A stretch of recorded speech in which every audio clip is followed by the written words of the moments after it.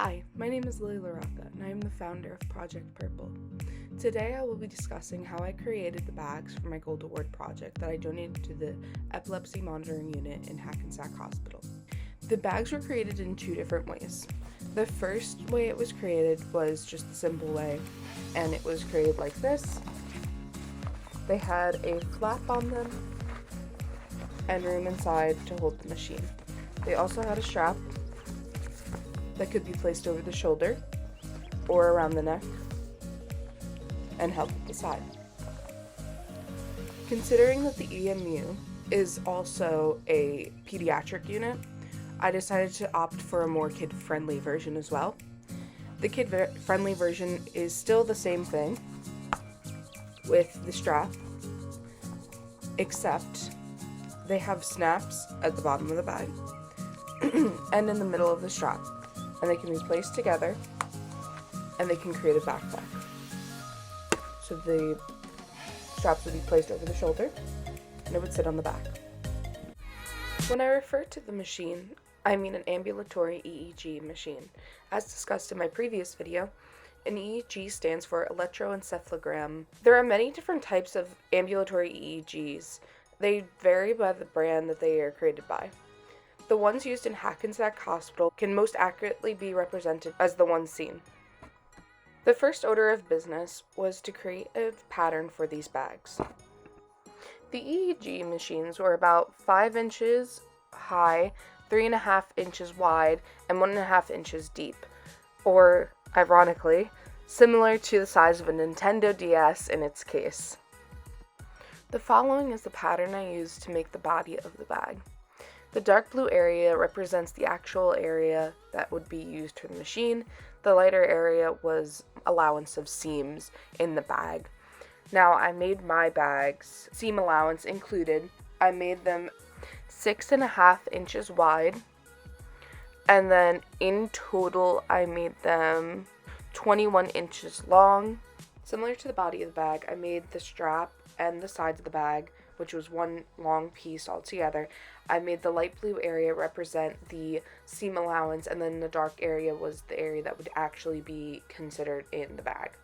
So for this, I made the strap about 3.5 inches wide. You can make it wider, you can make it smaller. I did this so I can make my snaps on my bag. And then 57 inches long. That was just how long the fabric I was using. That's how long it came to in total. But you can make them longer, you can make them shorter, depending on your use. After making the physical copy of the pattern, I had to cut it out, and I cut it out on just some brown paper. Additionally to this, though, I would say that I did have to make a lot of adjustments. My original pattern was not used in the final product. It's a lot of trial and error when making patterns. For the material I used for the bag, I used a heavy-duty vinyl material that would normally be used for like outdoor purposes. A lot of times it's seen used on boats, actually. So I used that because my bag had to be 100% sanitizable for the hospitals. So I used waterproof vinyl material that could be sanitized, and then I also used a thread that was waterproof and that wouldn't break down easily. It was used for fabric on boats additionally. And then I used snaps, metal snaps that could be cleaned very easily as well. After doing the pattern, I had to sketch out that pattern onto the vinyl. In this clip, I am actually sketching out the pattern for the strap part of the bag. And I had to use a ruler, and once again, I also had to make adjustments to this as well, because it just wasn't, the strap didn't end up being big enough for me to get a snap into it. But this is the material I used. After I had finished cutting out all of the material, we began to sew these bags. For the first sample bag, I had the help of Mrs. Farage, a good friend, and she helped me sew these bags, and she actually lent me machines to use. She donated the thread to us as she knew which thread to use, and she's a very talented, gifted sewer, thankfully. The bags were very difficult to sew, though, just because they were such a heavy-duty material. And throughout the process, needles were broken, and there was just such difficulty getting around the corners to make the sides of the bags, as we had to sew that long piece of fabric onto the body of the bag. So when sewing the bags, you would take the rounded edge, one of the rounded edges of the long piece used for the strap and the sides of the bag, and you would take that and you would put that 8 inches into the body of the bag, and you'd start just by sewing all the way from the 8 inches on one side of the strap, and you'd sew, and then you'd get to the bottom, and you'd go around the curve, and then you'd go up the side on the other side, like you'd fold over the bag and you'd go up the other side. Next, you're going to want to make a little bit of a seam just to prevent fraying. On the top of the bag, it's the lip that would, the flap would go over, so you're going to make a tiny seam there, and you can go about 1/4 of an inch in on there, and that's sufficient enough. So you just go straight across, you'd fold it over, and you'd go straight across. Then you do the same thing on the sides of the strap as well. So a fun thing to note about this project was this was my first time ever using a sewing machine to sew anything.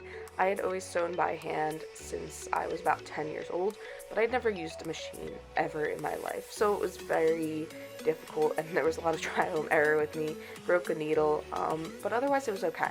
So this clip is really just of me making those seams on the straps. So what I did was I took the straps and I did like a little bit of a tuck on both sides of 1/4 inch on both sides, and then I sewed that along the entire like strap of the bag, just so nothing would fray, and there's a nice waterproof kind of closure on that, so there's not really anything gross, no germs are really going to get in there too much. I unfortunately don't have footage of this, but you're gonna do the same thing of creating seams on the flap of the bags as well, once again to prevent any fraying. So any loose edge, any cut edge that there is on the bag, you're gonna want to make a seam on that, just so there's no fraying, it's not gonna rip, nothing's gonna happen. And this is just some footage of me completing my final bag. This was the 12th bag, and I was completely done. It took me about, I want to say 3 hours to complete each bag, maybe an hour, 3 hours. It took a while to complete each bag just because I'm not very good on a sewing machine. And that's it. So that was full footage of me and Mrs. Fraj completing bags for the project. And I hope this tutorial helped you and it gave you some sort of insight onto how to make these bags. I will be linking a PDF file to those patterns down in the description below. So please check those out if you're interested in recreating these. As always, if you have any questions whatsoever, you can also find my email to Project Purple down in the description below, as well as the Instagram account, and I hope you all have an amazing day.